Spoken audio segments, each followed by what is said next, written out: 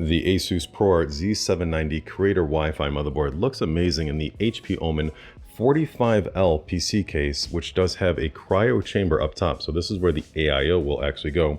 But I have noticed a few things. The first and an easy fix is the fan has to be rotated because this cord is too short, originating from up here, to make it right there. Next, up top for power management, this is a very tight fit. So I would actually have to take the motherboard out in order to insert the power cables for the top up here. As you can see, it's a very slim fit right there.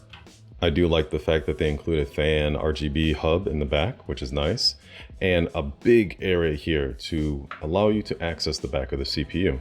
The PSU has a large area right here, which is very good, but these drive bays right here are not removable. You can slide these out, which is cool, but the cage itself is stuck there.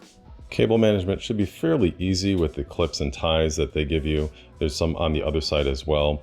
I do wish this was a little bit thicker, a little more space for some of these thicker cables that people use these days.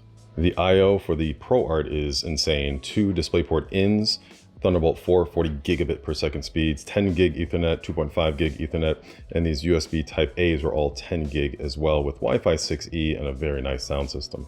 We're going to start off with the 13900K, 64 gigs of Kingston Fury DDR5 RAM at 6,000 megatransfers, and a 4 terabyte NVMe drive, 7,300 megs per second read speeds by Kingston Fury. Actually, it's their Kingston Renegade.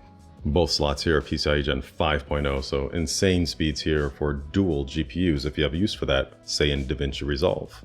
The tubing for the AIO will drop down from here and then just connect to the 13900K. And we're going to try the Liquid Freezer 2 360 ARGB by Arctic to see if this fits. It is a big boy. There might be enough space. I didn't check the measurements at all, but we'll see. And now I just got to pick a GPU or two. What are your thoughts on this build so far?